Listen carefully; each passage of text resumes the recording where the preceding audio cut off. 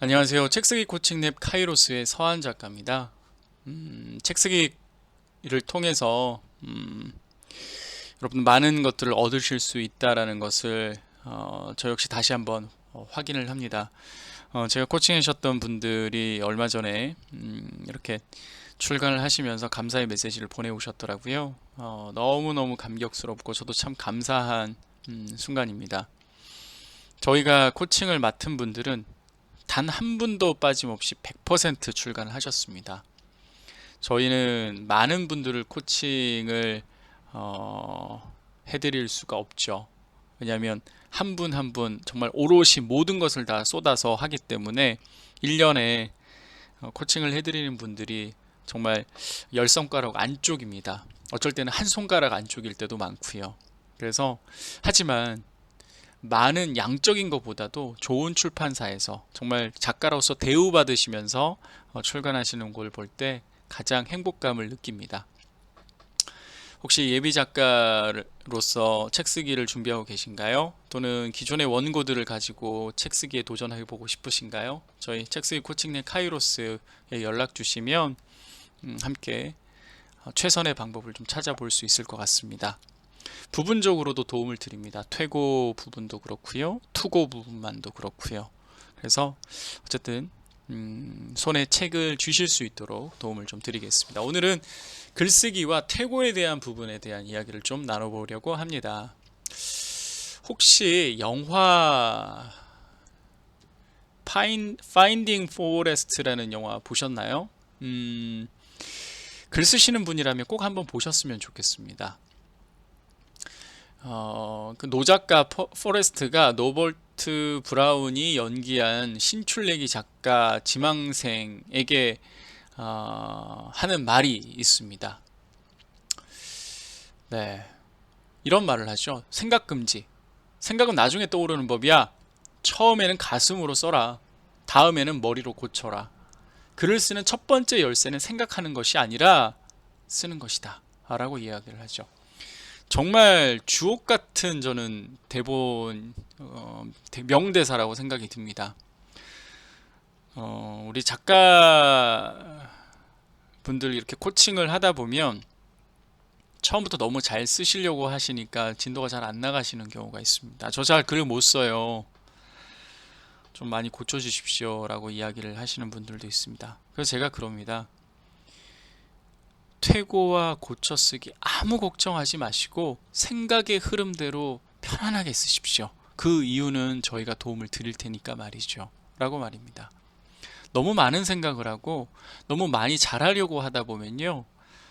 글이 오히려 진도가 나가질 않습니다. 좋은 글을, 양질의 글을 쓰려고 하지 마시고 많은 양의 글을 일단 써보시면 좋겠습니다. 그러고 난 이후에는요. 양질의 것들로만 추릴 수가 있습니다. 책 한 권을 출간하기 위한 절대적인 원고의 양이라는 게 있지 않습니까? 그죠? 보통 A4 용지 포인트 10에서 11 정도로 해서 약 한 80에서 100장 사이는 돼야지 조금 볼륨감 있는 책이 나오기 때문에 일단은 양으로 생각을 좀 확 펼치는 그런 시간들이 필요한 것이죠. 너무 처음부터 나는 정말 멋진 책을 쓸 거야. 물론 중요합니다만 원고를 쓸 때는 조금 그게 장애물이 되는 경우도 많이 있거든요. 그래서 좀 편안한 마음으로 자주 꾸준하게 매일매일 쓰는 게 저는 되게 중요할 거라고 생각이 듭니다. 퇴고에 대한 이야기를 좀 나눠볼게요. 샬롯의 거미줄 아시죠? 네. 이 샬롯의 거미줄을 쓴 동화 작가가 이런 말을 합니다. 위대한 글쓰기는 존재하지 않는다. 오직 위대한 고쳐쓰기만 존재할 뿐이다. 라고 하죠. 마찬가지입니다. 우리 위대한 작가, 대단한 작품들은요, 물론 초고도 상당히 좋았을 겁니다만 수없이 많은 고쳐쓰기가 있었을 거라고 생각이 듭니다. 그죠? 그래서 사실 참 힘든 게 퇴고입니다. 왜냐하면 본인이 쓴 글을 다시 한번 들여다보는 게 쉬운 게 아니거든요. 지겹거든요. 그리고 눈에 잘 보이지가 않아요. 어떤 것이 잘못됐고 어떤 걸 고쳐야 할지 잘 모르는 경우가 많죠. 그렇죠? 하지만 이걸 고치고 고치다 보면 정말 이전에 내가 처음에 썼을 때와는 확연히 다른, 윤이 나고 때깔이 나는 그런 글로 바뀌어 있을 거라고 생각이 듭니다. 논리적으로도 내 주장에 걸맞는 사례와 또는 과학적 근거가 되는 그런 사실들을 뒷받침하면서 상당히 글의 무게가 실리는 글로 재탄생할 거라고 생각이 듭니다. 그래서 글을 쓸 때는 처음부터 좋은 글을 쓰려고 하기보다는 계속해서 고쳐 쓰기를 하면서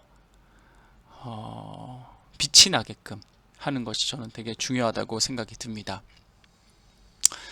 이렇게 퇴고까지 마치고 나면 투고를 하시겠죠. 그죠? 예, 투고를 하시는데 투고를 하실 때는 출판사의 이메일을 통해서 이렇게 투고를 하시는데 정말 내가 내고 싶었던 그런 출판사에게 정성스럽게 이렇게 문을 좀 두드리시고 결과를 좀 기다리시면 좋을 것 같습니다. 책을 한번 내신 후에는요, 아마 또 욕심이 나실 겁니다. 책을 한 번도 안 내신 분들은 있지만 책을 한 권만 내신 분들은 잘 없어요. 무슨 말이냐면 책을 한 번 내고 나시면 그 책이 주는 기쁨과 여러 가지 기회들이 있기 때문에 다시 한번 또 책을 써야겠다라는 생각을 하시는 것 같습니다. 그죠? 그래서 다시 한번 또 책 원고 작업을 하시는데 다작을 한 분들의 메시지가 담긴 신문 기사가 있어서 같이 좀 공유를 해볼까 합니다. 장석주 시인은 이렇게 얘기하시네요. 시집을 많이 읽으면 유산소 운동처럼 뇌에 자극이 되고 유연한 근육이 생긴다라고 얘기를 하고요. 공병호 소장님은 안 지나서나 아이디어 생각, 대생하듯이 청사진 그리면 하루에 150장도 거뜬하다라고 하십니다. 물론 이제 여기에 150장은 아마 원고지 기준으로 말씀을 하셨을 것 같습니다. 그죠? 그리고 고정욱 작가님은 아이에게 말하듯이 이야기를 녹음해서 초고를 만들고 다듬는다라고 얘기를 하셨고요. 네. 물론 이제 문학 작품은 좀 다를 것 같긴 합니다. 글쓰기의 업은 천연 같은 고통이다라고 우리 소설가 오정희님께서 말씀을 하시기도 했네요. 어쨌든 한번 글을 쓰고 난 이후에는요, 아마 가속도의 관성의 법칙처럼 이전보다는 좀 더 빨리 그리고 계속해서 글을 좀 쓰게 되는 그런 계기가 되지 않을까 싶습니다. 데미안의 문구 많이 아시죠? 새는 알에서 깨어난다. 알은 새의 세계이다. 태어나려고 하는 자는 하나의 세계를 깨트리지 않으면 안 된다. 라는 말이 데미안에 나오는데요. 기존의 어떤 습관들에서 좀 탈피하셔서 작가의 모드, 작가의 습관들을 루틴 안에 좀 넣으셨으면 좋겠습니다. 그죠? 슬럼프도 있을 겁니다. 글을 쓰다가 도무지 글이 안 써질 때가 있습니다. 그런데 옆에 누군가 페이스메이커가 있으면 그 슬럼프조차도 잘 이겨내더라고요.